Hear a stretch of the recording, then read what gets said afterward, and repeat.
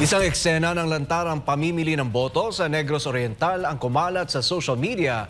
Tiglamang daang pisong bills na basta na lang inihagi sa publiko. Marin itong kinundina ng Commission on Elections pero kahit na malinaw ang ebidensya, walang kaso ang maaring isampa laban sa mga sangkot. Kung bakit, alamin sa report ni Margot Gonzalez.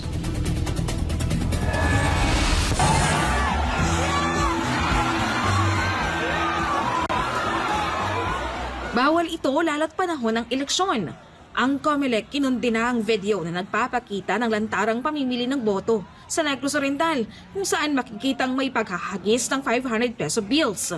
Pero sabi ni COMELEC Chairman Attorney George Garcia, hindi pa nila ito maaring kasuhan dahil hindi pa nagsisimula ang campaign period para sa mga lokal na kandidato na magsisimula pa lang sa 28 ng Marso. Sa ilalim ng kasalukuyang batas sa automated elections, hindi pa maituturing na election offense ang premature campaigning. We strongly condemn that. Kaya lang po, nakakalungkot sapagkat ang inyong COMELEC sa puntong ito ay wala pang kapangyarihan upang maparusahan yung kandidato na yan. Alam namin ang pangalan niya, nakita namin ang video. Kaya lang, dahil nga sa desisyon ng Korte Suprema sa Piñera versus COMELEC at yung mismong probisyon ng Republic Act 9369, yung Automation Law, Section 14, sa kasalukuyan, wala pa po kaming maipafile na kaso sa kanya, at least bilang COMELEC, bilang paglabag sa election law.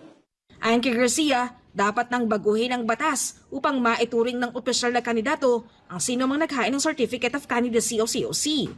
Diyan po natin makikita at mararamdaman ang matinding pananawagan na sana nga magkaroon ng pagbabago ang ating batas patungkol po dyan. Sana pag-file ng kandidatura ng lahat ng kandidato, sila ay kandidato na.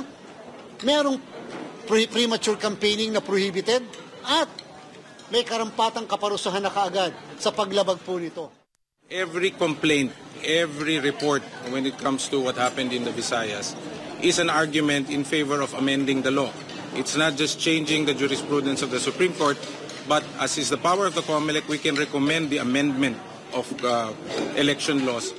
Bagamat wala pang batas laban sa premature campaigning sa automated elections, hinikayat ng COMELEC ang publiko na magsumbong o maghain ng reklamo laban sa vote buying. Ano man ang maging disposisyon ng COMELEC, ay pwede kaming itaas sa Korte Suprema. Anong malay natin? Ang Korte Suprema habang lumalaon ng panahon, nag-e-enhance ng kanyang desisyon. Anong malay natin? Baka biglang magkaroon ng second look sa Piñera versus COMELEC.